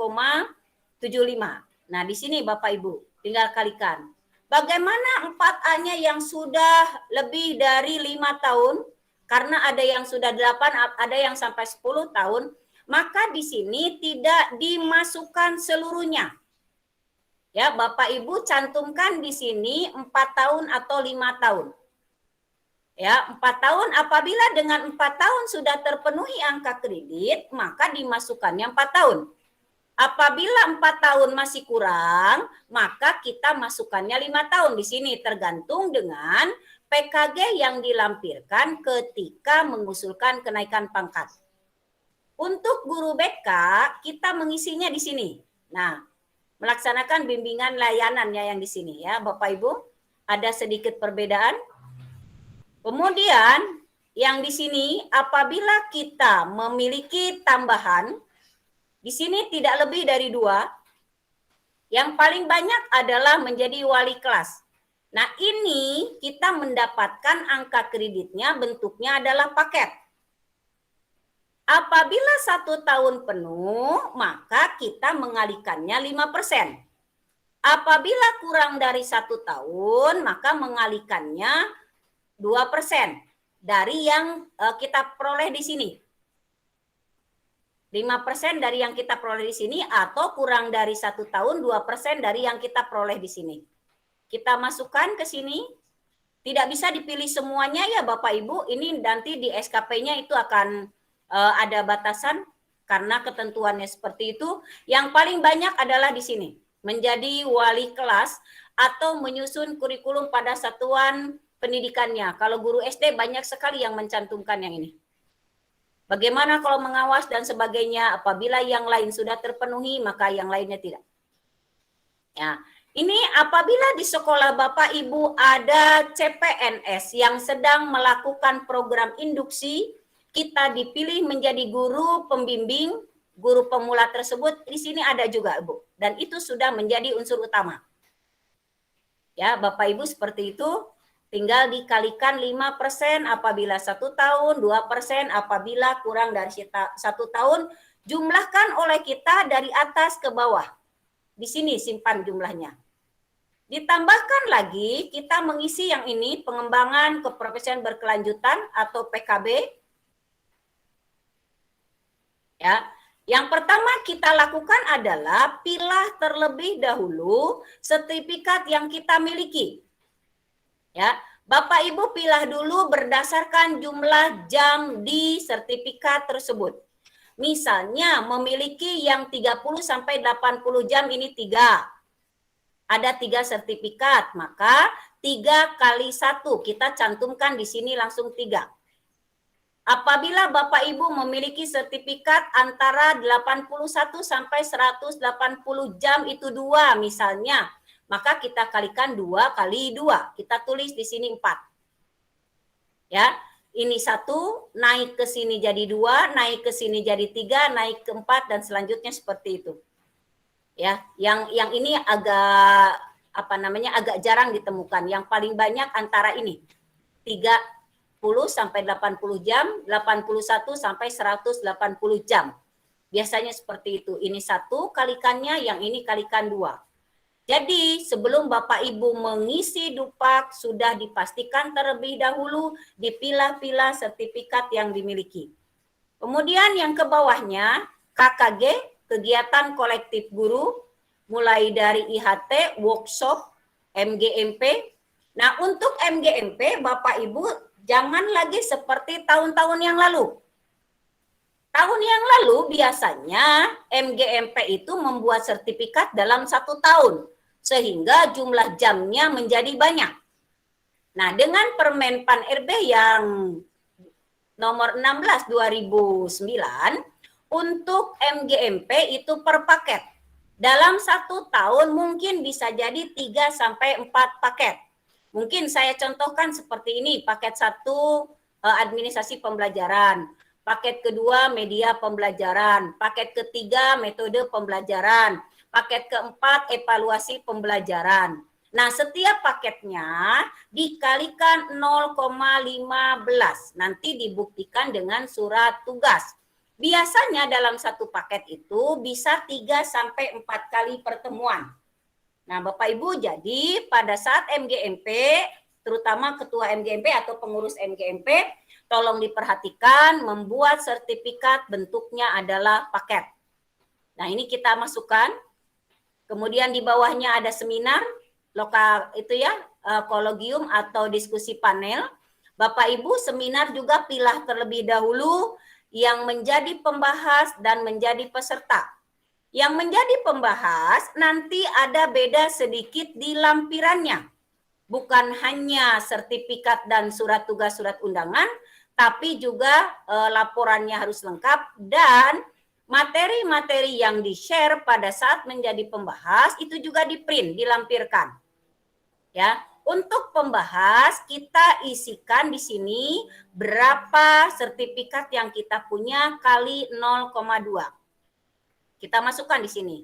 Yang menjadi peserta berapa sertifikat yang kita punya kalikan 0,1. Setelah itu jumlahkan. Di sini pengembangan diri yang kita miliki. Jumlahnya ada berapa? Setelah itu diisi, Bapak Ibu mengisi ke bawahnya publikasi ilmiah. Nah, publikasi ilmiah yang paling banyak dilakukan adalah bentuknya ada buku, ada juga PTK atau hasil penelitian, ada berupa makalah, ada juga berupa jurnal. Nah, tergantung kepada yang ada di sini. Bapak Ibu tinggal pilih di sini disesuaikan dengan dicetaknya di mana. Ya, dipublikasikannya. Yang perlu diingat adalah apabila kita memiliki lebih dari satu PTK, misalnya Bapak Ibu dari 4A mau mengajukan ke 4B, memiliki PTK-nya 3, maka otomatis seminarnya pun 3.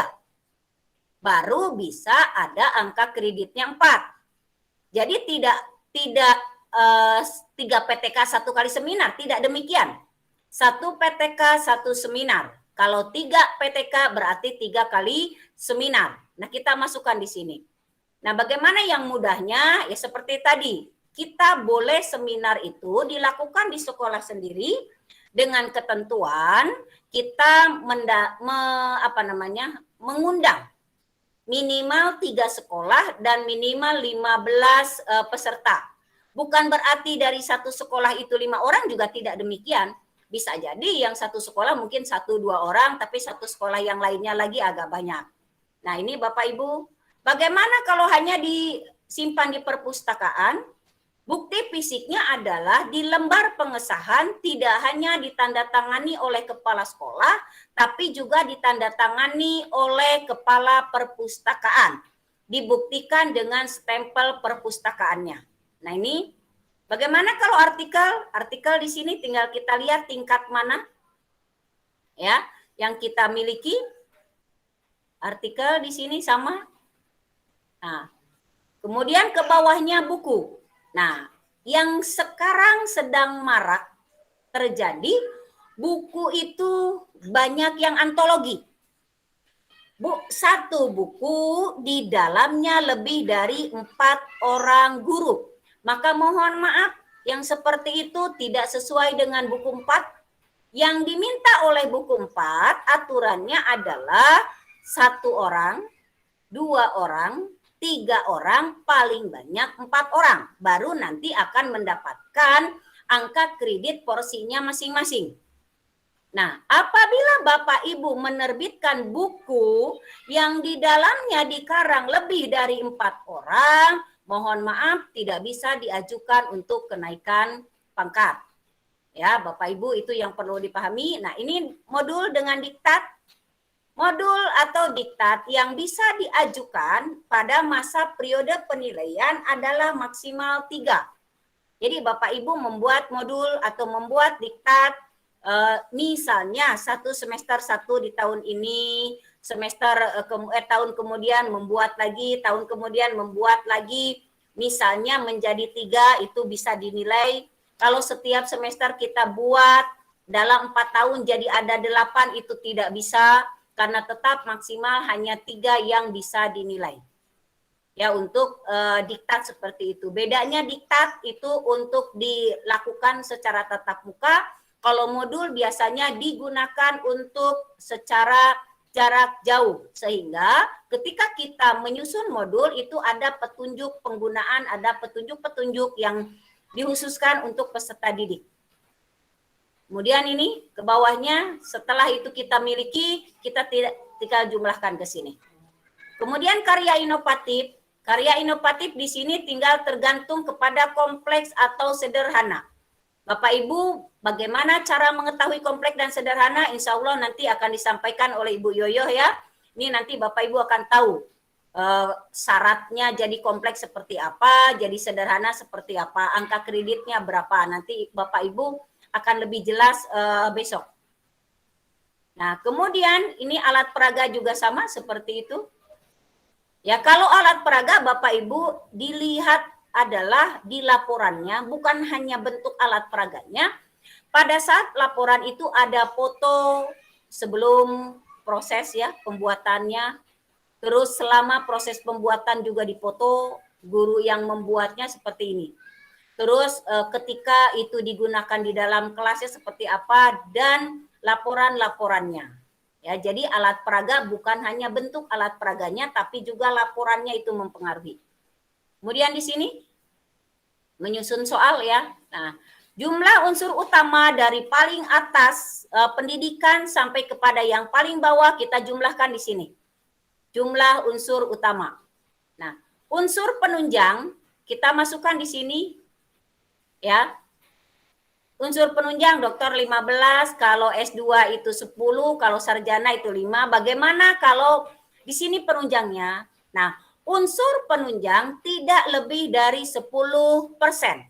Apabila Bapak Ibu memiliki unsur penunjang di tingkat pendidikan, maka otomatis unsur penunjang yang lain akan terkalahkan.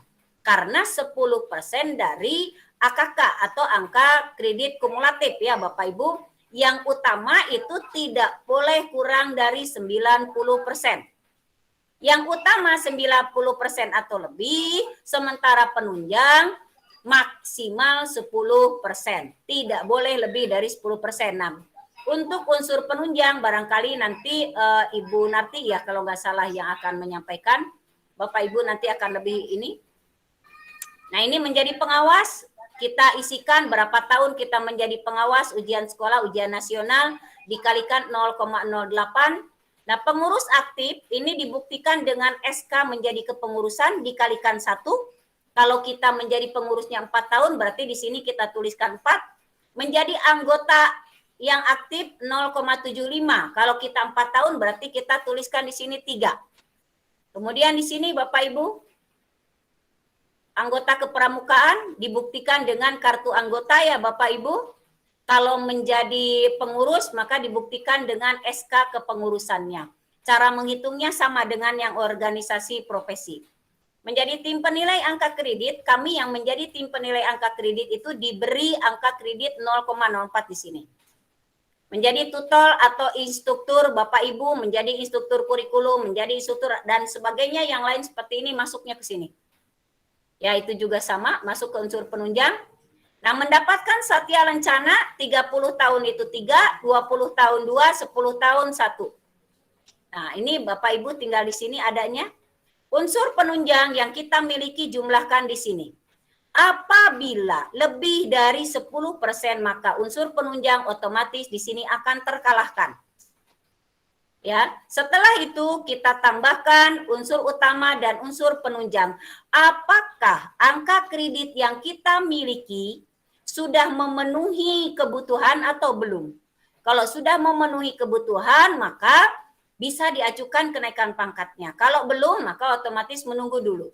Bagaimana lebihnya? Itu tidak menjadi tabungan. Ya, Bapak Ibu memiliki lebih berapapun angka kredit dari yang dibutuhkan, itu tidak menjadi tabungan. Ketika akan mengajukan kenaikan pangkat ke golongan yang lebih tinggi, maka hitungannya dari 0 kembali, bukan dari yang ini. Ya, Bapak Ibu.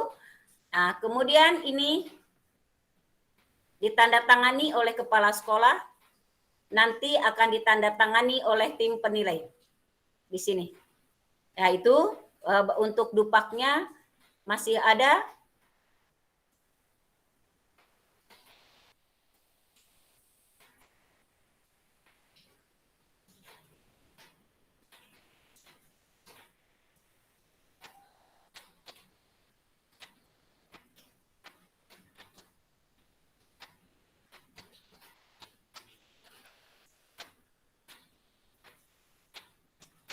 Waduh. Ntar dulu. Ah, ini dia.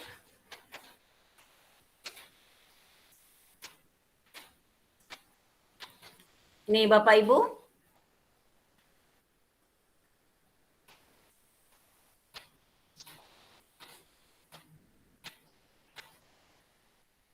Ini untuk lampiran 2-nya. Ini disimpan berdasarkan dengan bukti fisiknya. Disimpan ini yang paling atas nantinya. Yang pengantar yang pertama tadi itu sudah pasti sudah paling atas, terus disusul dengan dokumen kepegawaian ya. Bapak Ibu, ini disimpan di atas PKG Bapak Ibu. Ada PKG, ada juga SK-SK mengajar ya Bapak Ibu, ada juga jadwal mengajar. Nah, di atasnya ini diisi identitas, nomor dan sebagainya. Kemudian di bawahnya Apabila guru mata pelajaran kita mengisinya di sini, apabila guru BK kita mengisinya di sini. Nah, berapa tahun yang kita usulkan? Ini mohon maaf saya masih tahun lama. Nah, misalnya di sini 2017, Bapak Ibu golongannya 3A 10,5. Tulis di sini 10,5, kategorinya berarti baik. Tahun 2018-nya tinggal tulis lagi 10,5 kategori baik. 2019 sampai kepada terakhir 2021. Ini angka kredit yang kita peroleh berdasarkan PKG yang ada juga kita cantumkan di SKP. Ini sebutannya atau kategorinya baik, amat baik, cukup atau kurang. Yang bimbingan di sini tinggal mengikuti seperti ini caranya per tahun. Kemudian di bawahnya adalah tugas tambahan yang kita peroleh. Kalau menjadi wali kelas juga sama. Berdasarkan tahun kita menjadi wali kelas. Ya, ada yang mungkin guru setiap tahun menjadi wali kelas, ada juga mungkin yang beberapa tahun menjadi wali kelas. Ya, Bapak Ibu tinggal tuliskan di sini. Ini juga berdasarkan ini, berapakah angka kredit? Ini adalah 5% dari yang ini. Masukkan ke sini. Oke, setelah itu ditandatangani oleh kepala sekolah. Itu yang namanya lampiran 2. Di bawahnya adalah PKG kita, surat mengajar kita atau SK pembagian tugas, ada jadwal mengajar di situ. Kemudian ini lampiran 3, ini untuk PKB. Lampiran 3 mulai dari pengembangan diri, Bapak Ibu ketika mengisi di sini berbeda dengan mengisi dupak yang pertama. Yang lampiran 1. Ketika kita mengisi dupak lampiran 1, yang kita lihat adalah jumlah jam dan sebagainya. Karena kita akan menghitung angka kreditnya. Nah, untuk lampiran yang 3 ini di PKB kita, dituliskan di sini oleh kita adalah tahun yang paling pertama kita miliki, sampai kepada tahun terakhir. Ya, kalau kita mengajukannya 2017, maka yang kita cantumkan adalah pengembangan diri yang kita peroleh pada tahun 2017, yang paling akhir adalah berarti 2021 apabila ada. Ya, sampai terakhir kita miliki. Bagaimana cara mengisinya? Kita tuliskan di sini berdasarkan judul yang ada di sertifikat. Kalau seminar ya seminar, kalau diklat ya diklat. Ya, kalau seminar tanggal berapa, kalau diklat dari tanggal berapa sampai tanggal berapa. Kemudian satuan hasil kita tulisnya surat keterangan. Kenapa saya tuliskan surat keterangan? Karena ini saya contohkan pada diri saya sendiri. Pada saat itu surat tugas sudah tidak ada, entah keselip di mana, sudah tidak ketemu. Maka surat tugas bisa diganti dengan surat keterangan dari kepala sekolah atasan kita yang sedang menjabat, bukan kepala sekolah yang mengeluarkan surat tugas sehingga kita dapat sertifikat ini, bukan. Ya, surat keterangan yang kita buat adalah surat keterangan dari kepala sekolah yang sedang menjabat ketika kita akan mengajukan kenaikan pangkat. Sehingga titi mangsa surat pun berdasarkan titi mangsa keluar surat, bukan berdasarkan tanggal ini. Bisa dipahami ya Bapak Ibu ya? Nah, itu pengganti surat tugas. Maka kita menyebutnya surat keterangan dari kepala sekolah. Lalu sertifikat dan deskripsi laporan hasil kegiatan. Yang kami nilai adalah laporannya terlebih dahulu. Walaupun ada sertifikat dan surat keterangan, apabila laporannya belum sesuai dengan yang diinginkan oleh buku 4, maka otomatis sertifikat itu belum bisa diberi angka kredit. Nah, ini volume kita tulis 1 kali, angka kreditnya 0,1, kita dapatnya 1, 0,1, bukti fisik yang kita lampirkan adalah fotokopi surat keterangan dan fotokopi sertifikat. Ya, mungkin kalau yang asli kalau memang secepatnya diambil juga nggak jadi masalah. Sampai kepada yang terakhir, berarti tahun yang kita ajukan ya Bapak Ibu, seperti ini caranya. Kemudian setelah pengembangan diri, kita akan masukkan yang namanya publikasi ilmiah atau karya inovatif. Nah, ini Publikasi ilmiah di sini kita tuliskan judul publikasi ilmiah yang kita miliki, waktu pelaksanaan penelitiannya kapan, bukti fisiknya berupa laporan PTK, berarti PTK secara lengkap, sampai kepada lampirannya, karena walaupun PTK-nya lengkap, apabila lampirannya kurang lengkap, maka itu juga belum bisa diberikan angka kredit. Volumenya berapa 1, angka kreditnya 4, ya laporan PTK.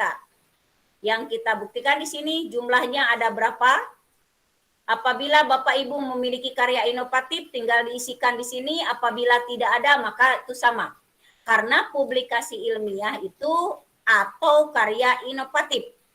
Bisa berupa publikasi ilmiah, bisa berupa karya inovatif, atau bisa dua-duanya. Kita punya publikasi ilmiah sekaligus punya karya inovatif. Nah, Bapak Ibu tinggal masukkan di sini baru dijumlahkan. Setelah dijumlahkan, ditandatangani oleh kepala sekolah. Nah, yang ini lampirannya adalah semua bukti fisik tentang pengembangan diri, publikasi ilmiah atau karya inovatif yang Bapak Ibu miliki. Simpanlah ini yang paling atasnya. Ya, Bapak Ibu. Bagaimana caranya yang paling enak? Membuat laporan pengembangan diri itu bisa 1 kali pengembangan diri, kita buat laporan, di belakangnya langsung sertifikat, terus surat tugas. Kita jilid satu-satu, boleh seperti itu. Itu paling enak. Tim penilai menilainya paling enak seperti itu apabila dijilid satu-satu. Boleh juga kita jilid dalam 1 tahun. Dalam 1 tahun kalau punya beberapa pengembangan diri, laporan 1 tahun tersebut, terus kemudian setelah laporan sertifikat baru surat tugas. Laporan kedua sertifikat surat tugas. Laporan ketiga sertifikat surat tugas. Jangan dipisah Bapak Ibu. Jangan laporan di mana, surat tugasnya di mana, sertifikatnya di mana, dipisah-pisah. Kalau begitu itu namanya menghambat waktu. Karena tim penilai nanti akan mencari-cari terlebih dahulu. Yang paling enak adalah laporan, belakangnya langsung sertifikat, belakangnya lagi surat tugas. Dibundel 1 langsung. Kalau mau lebih ekonomis, menjilidnya dalam sekaligus nggak masalah. Tapi cara menyusunnya tetap seperti itu. Ya, satu-satu. Nah itu Bapak Ibu, ini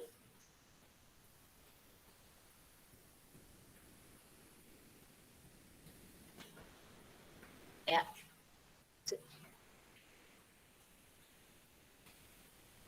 Yang unsur penunjangnya belum ya Bapak Ibu ya. Nah ini dia. Untuk unsur penunjang, di sini Bapak Ibu tinggal memasukkan seperti ini. Kalau menjadi anggota pramuka, tahun berapa sampai berapa, sesuaikan dengan kartu anggotanya dan sesuaikan dengan tahun kita mengusulkan angka kredit, berapa tahun lamanya, angka kreditnya kita cantumkan, dijumlahkan berapa tahun. Ya, jadi ini kalikan ini hasilnya ini. Bukti fisiknya hanya fotokopi kartu anggota. Bagaimana kalau menjadi pengurus, maka bukti fisiknya adalah fotokopi SK. Nah, Bapak Ibu seperti ini. Yang menjadi unsur penunjang sesuaikan dengan yang Bapak Ibu miliki. Simpan ini paling atas, di bawahnya adalah dokumen-dokumen unsur penunjang yang Bapak Ibu miliki. Ditandatangani oleh ditandatangani oleh kepala sekolah. Ya, karena kalau kepala sekolahnya perempuan ya tentu Ibu ya. Ditandatangani seperti ini. Bapak Ibu mungkin itu yang bisa saya sampaikan. Kalau dilihat dari materi mungkin sudah hampir semua tersampaikan. Pak Dr. Sudarno, saya kembalikan kepada Bapak, silakan.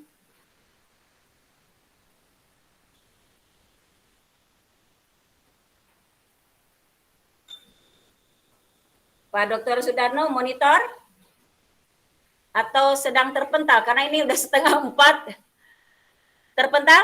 Baik, kalau terpental moderatornya langsung saya ambil alih ya Bapak Ibu. Bapak Ibu apakah ada pertanyaan atau sudah cukup atau bahkan tidak paham sama sekali? Atau dianggapnya, wah itu mah sudah biasa, memang seperti itu melakukannya. Ya Bapak Ibu silahkan apabila ada pertanyaan, saya belum buka chat ini.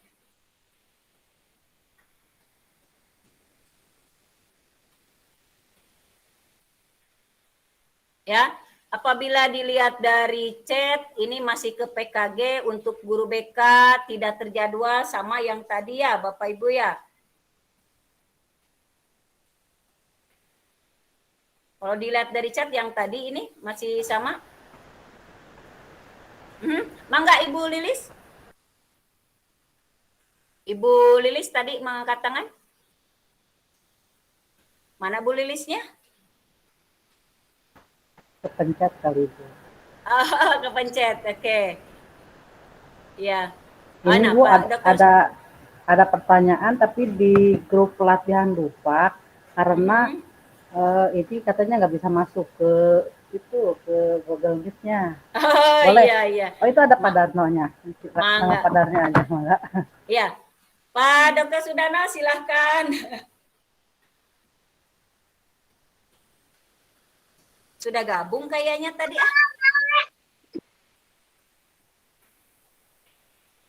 Barangkali Pak Dr. Sudarno masih ada kendala gitu masuk ini room atau bagaimana?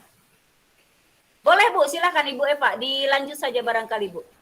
Ya, ini Bu, katanya pertanyaan begini dari Ibu Rosita Wildan mau bertanya apakah anggota IGI bisa terhitung untuk dupaknya? Nah, terus bukti fisiknya kartu anggota katanya gitu Bu. IGI, Ya. Ikatan Guru Indonesia. Itu organisasi profesi kah?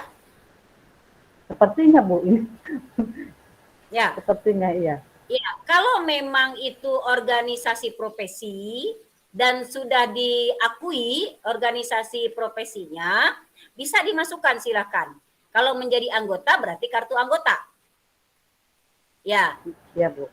Ya, kalau menjadi pengurus ya silakan SK pengurusnya. Tapi saya sendiri tidak masuk ke organisasi tersebut ya, jadi saya kurang paham apakah itu secara legal, secara hukumnya ada atau tidak gitu. Saya juga kurang paham. Ya. Nanti disampaikan ke Ibu Rosita Wildanya di grup. Iya. Di grup ya. Terima kasih Bu. Iya. Kalau saya guru agama ada AGPAI, Asosiasi Guru Pendidikan Agama Islam, dan itu sudah ada ininya ya, legalitasnya. Sudah ada kartu anggota, sudah ada ini juga, itu bisa ya, bisa dimasukkan seperti itu. Silakan. Ada juga guru BK itu asosiasinya, apalah guru BK saya lupa itu ada itu juga. Ada beberapa memang organisasi profesi yang dimiliki oleh